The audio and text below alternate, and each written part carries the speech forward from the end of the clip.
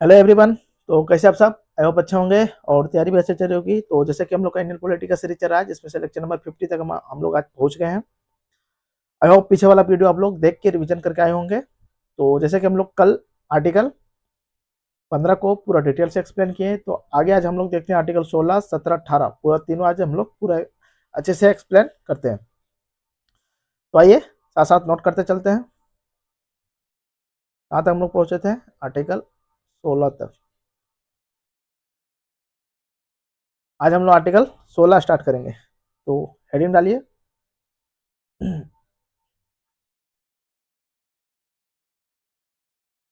Article 16 इसका शीर्षक क्या है? लोक नियोजन में समता। क्या है? लोक नियोजन में समता।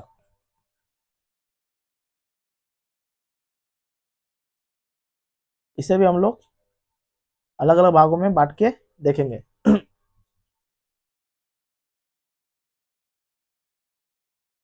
आर्टिकल 16 को भी हम लोग अलग अलग भागों में बांट के देखेंगे।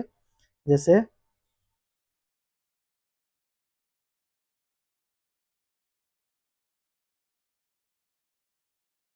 सोलह खंड 1, 16 खंड 2, 16 खंड 3, 16 खंड 4, फिर है 16 खंड 4A। फिर आगे देखेंगे हम लोग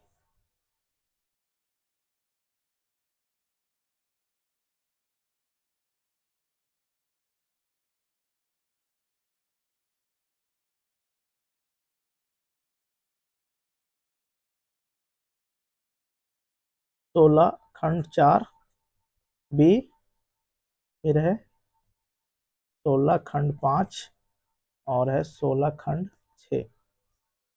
इस तरह इसलिए लिख रहे हैं क्योंकि समझने में ज़्यादा इजी जाएगा, अन्यथा इसे ऐसे लिखा जाता है 16 खंड 4। उस तरह नहीं लिख रहे ताकि समझने में इजी हो।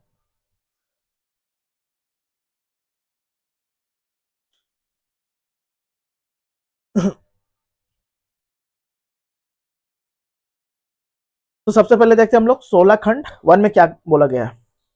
राज्य के अधीन, राज्य के अधीन किसी भी पद पर नियुक्ति या नियोजन के लिए नियोजन के मामले में सभी नागरिकों के साथ समान व्यवहार किया जाएगा। किसी के साथ भेदभाव नहीं किया जा सकता है। राज्य के अधीन लोक नियोजन में सभी के साथ समान व्यवहार किया जाएगा। आर्टिकल 16(2) में क्या है? आर्टिकल 16(2) में है कि पहले हम लोग क्या पढ़े थे? 5 आधार पढ़े थे। क्या पढ़े थे? 5: धर्म, मूलवंश, लिंग, जाति और जन्मस्थान। और इसमें 2 एड ऑन हो गया है, अधिवास। इसमें 2 उद्भव और निवास, 2 चीज ऐड हुआ है आर्टिकल 16(2) में। तो इसमें बताया गया कि राज्य 7 आधार पर किसी के साथ भेदभाव नहीं करेगा। फिर आगे जाकर के राज्य क्या बोलता है कि राज्य निवास के आधार पर भेदभाव कर सकता है। आर्टिकल 16(3) में जैसे कि पूर्वोत्तर राज्यों के लिए अगर विशेष प्रावधान करना हो तो निवास के आधार पर यह भेदभाव कर सकता है। फिर आर्टिकल 16(4) में क्या है? आर्टिकल 16(4) में दिया गया है राज्य के अधीन सेवाओं में पिछड़े लोगों के लिए आरक्षण की व्यवस्था किया गया है। पिछड़े लोगों के लिए, मेनली ओबीसी के लिए इसमें व्यवस्था किया गया। आर्टिकल 16(4)A में क्या है? SC ST के लिए पदोन्नति में आरक्षण, SC ST के लिए पदोन्नति में आरक्षण। फिर है आर्टिकल 16B, इसमें कैरी फॉरवर्ड बैकलॉग ऐड किया गया है। कैरी फॉरवर्ड समझाएंगे आगे। फिर आर्टिकल 16(5) माने कि धार्मिक संस्थाओं में उसी धर्म के व्यक्ति का नियोजन होगा जो उस धर्म से संबंधित है। यानी कि जिस धर्म से संबंधित है व्यक्ति, वही धर्म का व्यक्ति जाएगा। अगर कोई दूसरे धर्म का व्यक्ति जाता है तो जैसे कि कोई पंडित मस्जिद में अगर चल गया तो मस्जिद के नियम कानून तो पता नहीं होगा। कोई मौलवी अगर मस्जिद में आ गया तो मौलवी को तो नियम कानून पता नहीं होगा। तो इसलिए बताया गया है कि जिस धर्म का व्यक्ति, जिस धर्म का होगा उसी धर्म का व्यक्ति पार्टिकुलर उसके लिए जाएगा। तो ये यही उचित होगा। आर्टिकल 16 में, आर्टिकल 16(6) में फिर वही ईडब्ल्यूएस के बारे में बताया गया है। भाई हम लोग पूरा नोट करते हैं इसे। क्या है?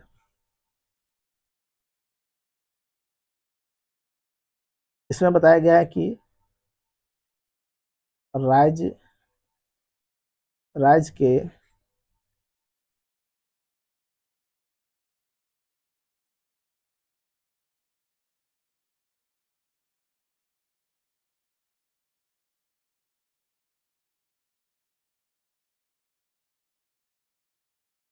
राज्य के राज्य के अधीन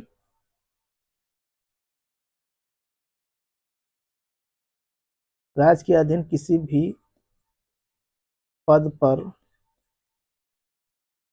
पर नियुक्ति या नियोजन के मामलों में सभी नागरिकों सभी नागरिकों में सभी नागरिकों के लिए समान अवसर।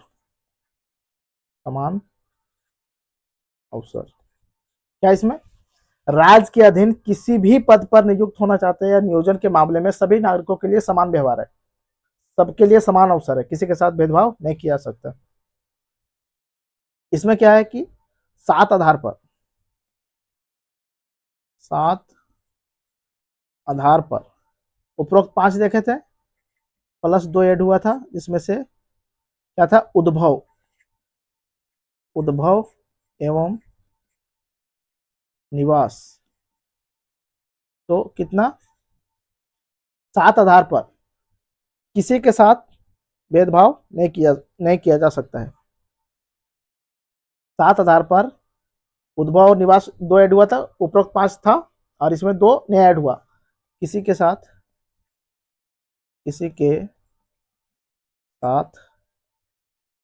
भेदभाव नहीं किया जा सकता है।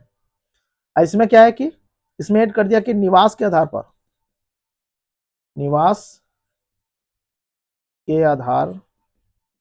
पर राज्य भेदभाव कर सकता है, भेदभाव कर सकता है। मेनली जैसे कि पूर्वोत्तर राज्य हो गया, जैसे कि असम, मेघालय, त्रिपुरा, मिजोरम, इन लोग की मतलब अगर जरूरत पड़ा तो निवास के आधार पर भेदभाव कर सकता है। फिर 4 क्या है कि राज्य के अधीन सेवाओं में पिछड़े लोगों के लिए आरक्षण की व्यवस्था है। राज्य के अधीन सेवाओं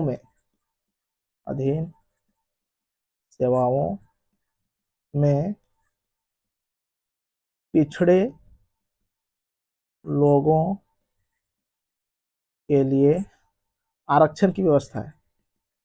क्या है? आरक्षण की व्यवस्था या प्रावधान है।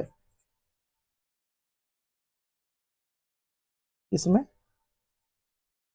पदों या नियुक्ति में आरक्षण जिनका सेवाओं में पर्याप्त प्रतिनिधित्व नहीं है, पर्याप्त प्रतिनिधित्व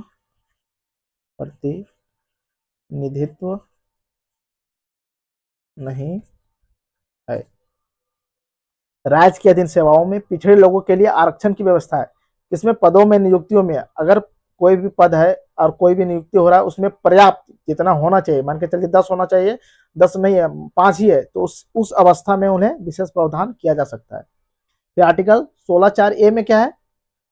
ये SC ST के लिए पदोन्नति में आरक्षण है, मतलब कि पदोन्नति क्या इसमें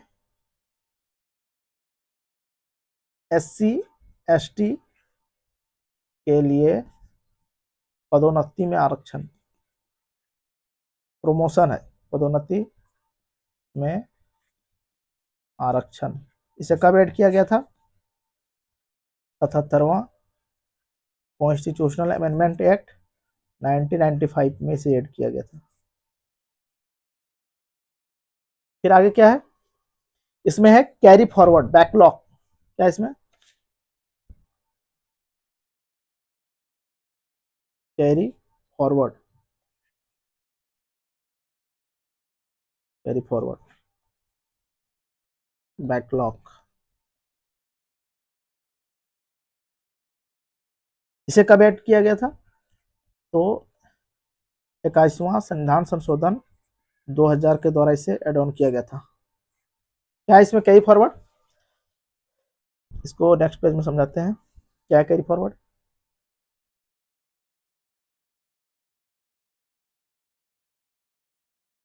कैरी फॉरवर्ड मान के चलिए 2025 में, और एक डेट लेते हैं 2026। 2025 में कुल सीट था, कुल सीटें कितनी थी? 100 माना है। और 2026 में भी कुल सीटें कितनी है? कुल सीटें हैं 100। और पहला कंडीशन है। दूसरा कंडीशन में आरक्षित सीट किसमें? आरक्षित सीट माने 15 माना कि आरक्षित सीट है। इसमें से 10 सीट भर गई, 10 सीट भर गई और 5 खाली है। 10 भर गई तो कितनी खाली है? 5 खाली है। तो इसमें आरक्षित सीट कितनी है? इसमें भी 15 है। आरक्षित सीट कितनी है इसमें? यहां भी 15 है। तो इसमें कितनी खाली थी? 5। तो कैरी फॉरवर्ड, ये आगे फॉरवर्ड हो जाएगा, ये 5 यहाँ पे ऐड हो जाएगा, 5 ऐड हो जाएगा। तो कितना हुआ आरक्षण? आरक्षित सीट कितनी हुई टोटल? 15 और 5 20। अगर यहां भी खाली हो जाता है, यहां भी मान के चलिए अगर 5 खाली हो गया, तो आगे जाकर के जनरल में जुड़ जाएगा। कहाँ? जनरल कोटा में जुड़ जाएगा। तो यही है कैरी फॉरवर्ड। अगर यहाँ खाली हुआ तो इधर जुड़ जाएगा, अगर वहां भी खाली हुआ तो लास्ट में ये जनरल में जुड़ जाएगा। तो ये है कैरी फॉरवर्ड।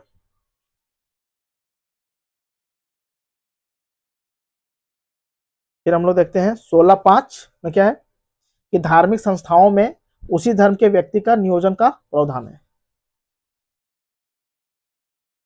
धार्मिक संस्थानों में, संस्थानों में उसी व्यक्ति के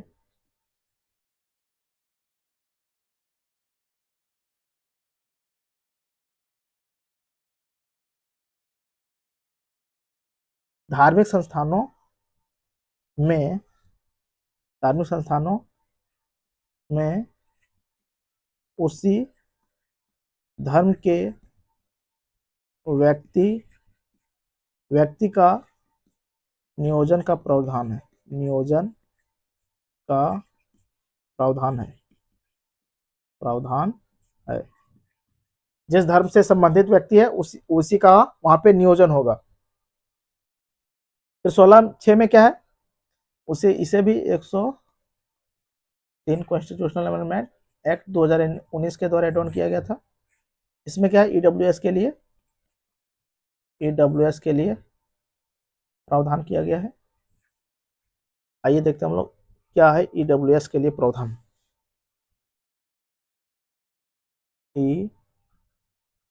ईडब्ल्यूएस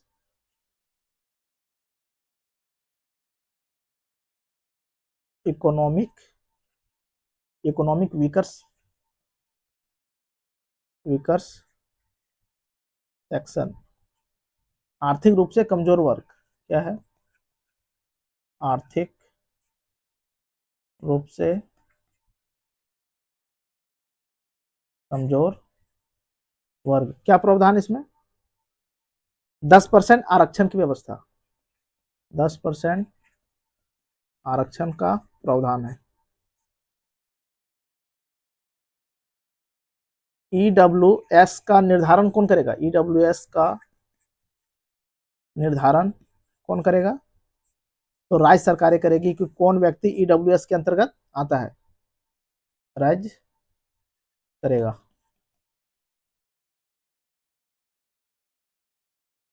क्या मापदंड है ईडब्ल्यूएस कैसे मतलब होगा? कुछ तो मापदंड होगा ना कि ये इतना होना चाहिए तब जाकर के ईडब्ल्यूएस माना जाएगा। तो पारिवारिक आय माना गया है 8 लाख, वार्षिक 8 लाख से कम होना चाहिए। क्या है? पारिवारिक आय, पारिवारिक आय 8 लाख रुपया से कम हो। दूसरा मानदंड क्या है? 5 एकड़, 5 एकड़ जमीन कहां पे? गांव में से ज्यादा ना हो। और शहरों में क्या है? कहां पे? गांव में। शहर में 1000 वर्ग फीट का फ्लैट ना हो, उससे कम हो। तो क्या है? पारिवारिक आय क्या है? वार्षिक है। वार्षिक कितना होना चाहिए? 8 लाख रुपए से कम होना चाहिए। गांव में 5 एकड़ से ज्यादा जमीन नहीं होना चाहिए और शहरों में 1000 वर्ग फीट का फ्लैट ना होना चाहिए। यह है ईडब्ल्यूएस का मानदंड।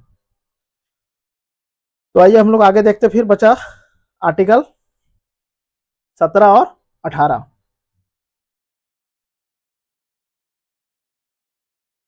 फिर है अनुच्छेद 17। क्या है इसका शीर्षक? अनटचबिलिटी, अस्पृश्यता। क्या है? अस्पृश्यता, अनटचबिलिटी,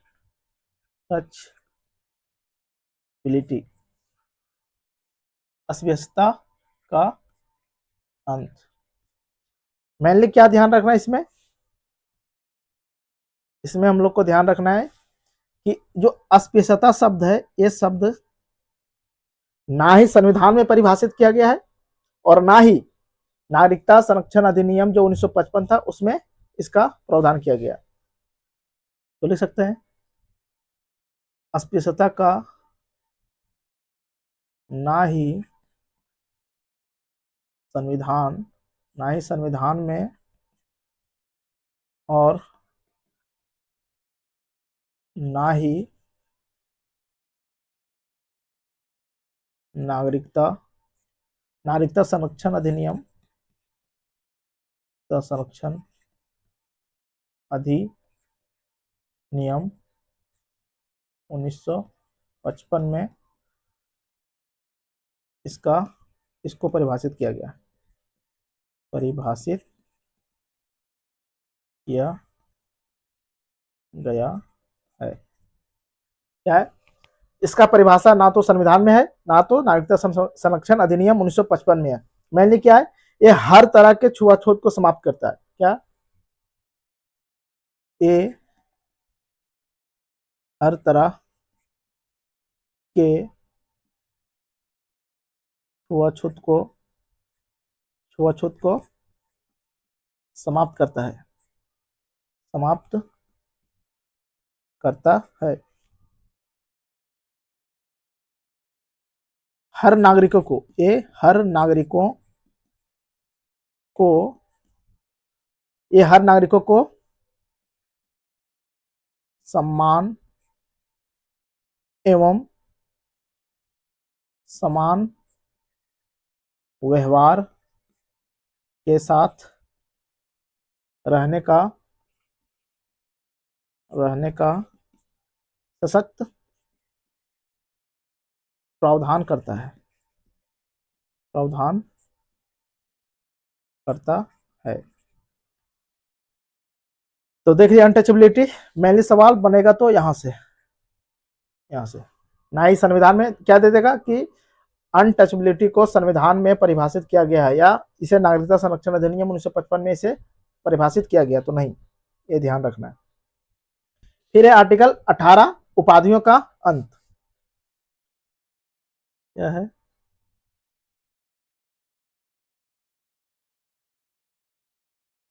अनुच्छेद 18, इसमें क्या है?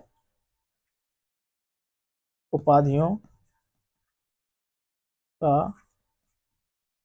अंत, एबॉयलाइजेशन ऑफ टाइटल।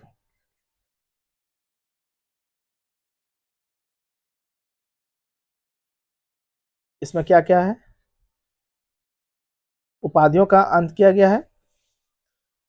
तो सेना के क्षेत्र में से किसमें किसमें प्रावधान किया गया है? तो सेना और विधा के क्षेत्र में अनुमति है, बाद बाकी कहीं भी उपाधि का आप प्रयोग नहीं कर सकते। अगर आप उपाधि अगर मतलब कोई भी भारतीय नागरिक उपाधि ग्रहण करता है तो उसे राष्ट्रपति के से अनुमति लेना पड़ेगा। राष्ट्रपति की अनुमति के बिना आप उपाधि ग्रहण नहीं कर सकते हैं। और इसमें बताया गया है कि जो राष्ट्र सम्मान के लिए, जैसे कि भारत रत्न, पद्म पद्म भूषण हो गया, पद्म विभूषण हो गया, पद्म श्री हो गया, इसे उपाधि नहीं माना गया है। हाँ, हालांकि इसे नाम के आगे नहीं लगा सकते। अगर किसी को मिलता है पद्म रत्न, भारत रत्न हो गया, पद्म विभूषण हो गया, पद्म श्री हो गया, पद्म भूषण हो गया, इसे सम्मान इस सम्मान के तौर पर दिया जाता है, ना कि इसे टाइटल के तौर पर आप नाम के आगे इसे यूज नहीं कर सकते। कहाँ बोला गया था ये? तो बालाजी राघवन केस में ये बताया गया था। तो क्या है?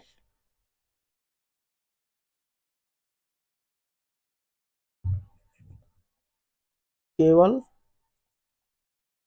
सैन्य एवं विधा के क्षेत्र में अनुमति है। अनुमति कोई भी यदि भारतीय नागरिक, क्या है, यदि भारतीय नागरिक किसी विदेशी विदेशी राज्य से उपाधि उपाधि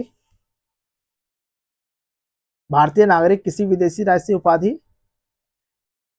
नहीं प्राप्त करेगा, नहीं प्राप्त करेगा।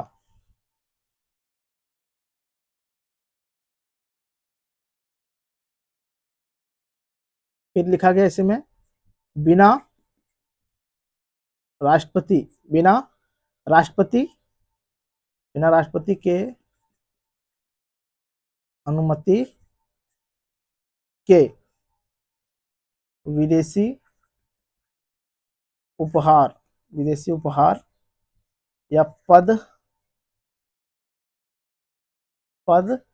स्वीकार नहीं कर सकते, स्वीकार नहीं कर सकते हैं।